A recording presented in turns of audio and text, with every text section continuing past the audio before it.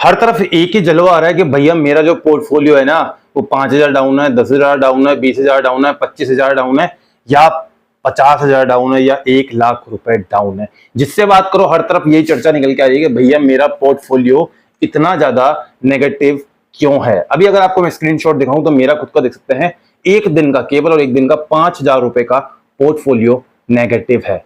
क्या कारण है, क्यों आपका पोर्टफोलियो नेगेटिव है और क्या इसके पीछे मेन कारण है, हम इस वीडियो में आपको पूरी जानकारी देंगे। वीडियो आप लोग लास्ट तक जरूर से देखिएगा।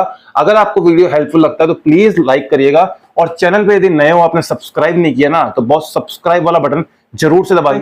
जो है रिसेंटली बजट आने वाला है तो इस टाइम पे बहुत ही ज्यादा माहौल जो है वो गर्मा गर्मी का है। मार्केट जो है वो ऊपर नीचे बहुत, अभी तक तो डाउन ही जा रहा है, नहीं ऊपर का तो अभी पता नहीं कब जाएगा।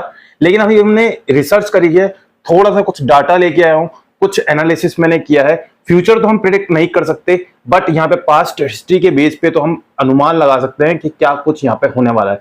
पूरी जानकारी आपको इस वीडियो में मिलेगी। आप लोगों से रिक्वेस्ट, ज्यादा से ज्यादा इस वीडियो को शेयर करिएगा ताकि और भी लोगों को जो पैनिक हो रहे हैं ना उन्हें यहाँ पर थोड़ा सा सांत्वना मिल सके, थोड़ा सा पेशेंस मिल सके। क्या करना है चलो बताता हूं। देखो यहाँ पर जो है ना बहुत सारे लोगों के पोर्टफोलियो में 3 तरह के स्टॉक होते हैं। मैं यहाँ पे केवल अभी मोस्टली म्यूचुअल फंड्स की बात करने वाला हूँ। यहाँ पर तो म्यूचुअल फंड्स में स्मॉल कैप, लार्ज कैप और मिड कैप 3 कंपनियां होती हैं। जानते हैं आप सभी लोग, जो कंपनियां 5,000 से नीचे वाली मार्केट कैप वाली होती है वो स्मॉल कैप में रहती है, 10,000 या 15,000 से नीचे वाली होती है मिड कैप में, और 20,000 से ऊपर वाली जो सब है लगभग जो है आपको यहाँ पर लार्ज कैप में देखने को मिल जाती है। अब बात आती है कि भैया हमारे यहाँ पे पोर्टफोलियो इतने ज्यादा डाउन क्यों। एक ही कंपनी की यहाँ पे बात नहीं करूंगा, मैं आपको 4-5 एग्जांपल यहाँ पर देने वाला हूं, उसके बाद आपको समझ में आएगा क्यों आपका पोर्टफोलियो ज्यादा डाउन है और किन लोगों का पोर्टफोलियो ज्यादा डाउन। जैसे मेरे यहाँ पे स्क्रीनशॉट मैं आपके साथ अटैच कर दूंगा। मैंने यहाँ पे जो मेरा जितना भी इन्वेस्टमेंट हो रखा है वो स्टार्टिंग में आपने देखा था, तो मैंने लार्ज कैप में 50% को करा हुआ है, मिड कैप में 36% को किया हुआ और स्मॉल कैप में केवल 13% को किया हुआ है। अब इससे क्या पता लगेगा, चलो आगे आपको समझाते हैं। आप सभी लोग जानते हैं एसबीआई का म्यूचुअल फंड, मतलब एसबीआई पे तो सबसे ज्यादा ट्रस्ट कर ही सकते हो आप, जितने भी बैंकिंग सेक्टर के या बैंकिंग जो भी फंड है एसबीआई को सबसे ज्यादा इंपॉर्टेंट मानते हो, सबसे ज्यादा ट्रस्ट मेरे हिसाब से उसी फंड पे होगा। चलो एसबीआई का उठा लेते हैं। एसबीआई का जो म्यूचुअल फंड है ना, पहला एसबीआई, देखो मैं यहाँ पे स्क्रीनशॉट आपके साथ लगा दूंगा या फिर मैं आपको पूरा स्क्रीन पे लगा दूंगा तो आपको समझ में आ जाएगा। एसबीआई का जो स्मॉल कैप है ना वो ईयरली आपको जो है अराउंड 10 साल का ही रिकॉर्ड है, कभी ऊपर कभी नीचे, लेकिन 10 साल का जो एवरेज आप लेके चलोगे वो आपको 27% का रिटर्न दे रहा है आपको जो है स्मॉल कैप। ठीक है, और यहां पर अगर हम चलते हैं, ठीक है, मिड कैप में चलते हैं। मिड कैप जो फंड है ना इनका वो आपको 26% दे रहा है और यहां पर जो लार्ज कैप फंड है वो आपको केवल 16% दे रहा है। अगर आप किसी के पोर्टफोलियो में स्मॉल कैप की ज्यादा क्वांटिटी होगी ना तो वही कंपनियां ज्यादा डाउन भी गई है। जितने ज्यादा रिटर्न्स मिलने के चांस होते हैं जब मार्केट थोड़ा डाउन जाता है तो सबसे पहले वही कंपनियां भी नीचे जाती है। तो आप देख सकते हैं अगर सेफ खेलेगा या लार्ज कैप में अगर ज्यादा से ज्यादा आपका इन्वेस्टमेंट होगा तो आपका पोर्टफोलियो में ज्यादा नेगेटिव नहीं होगा। इस चीज को आप ध्यान रखिएगा। यानी स्मॉल कैप और लार्ज कैप में दोनों में देखेंगे डिफरेंस तो लगभग 10% का यहाँ पे डिफरेंस हो चुका है। ये एक बहुत बड़ा डिफरेंस माना जाता है। ठीक है ना। चलो ये एसबीआई का छोड़ो, एसबीआई ही एक की बात नहीं कर रहा हूँ। चलो उसके बाद चलते हैं निपॉन का उठा लेते हैं। निपॉन इंडिया उठा लेता हूं मैं। निपॉन इंडिया को उठा लिया।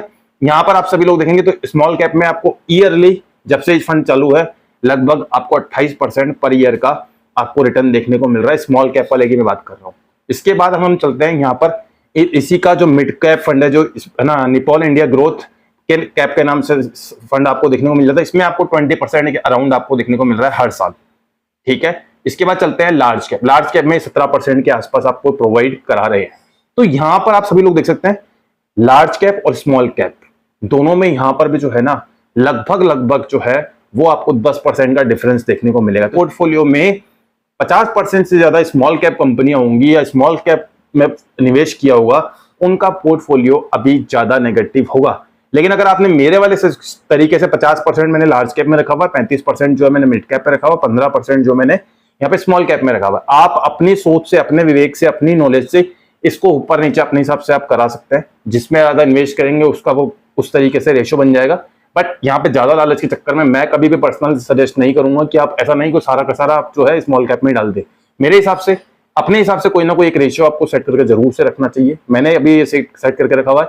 और यहाँ पर जो है और चलता है। एक और फंड मैंने यहाँ पे पूरा लगभग जो है ये पूरा जो मैंने लिया है ना 10 साल का डाटा उठा के देखा है, एचडीएफसी बैंक, एचडीएफसी बैंक का भी उठा लो। तो एचडीएफसी बैंक में भी यहाँ पर अगर आप देखेंगे ना तो आपको फुल यही देखने को मिलेगा, जो स्मॉल कैप है वो 21% दे रहा है, इनका मिड कैप और स्मॉल कैप लगभग बराबर चलते हैं, ये 22% दे रहा है, और लार्ज कैप जो है वो 15% दे रहा है। तो यानी कि ओवरऑल मिलाकर के ये 3 कंपनियों के मैंने फंड यहाँ पे उनको परसेंटेज निकाल के दिखाया, लार्ज कैप, स्मॉल कैप, इन सबका।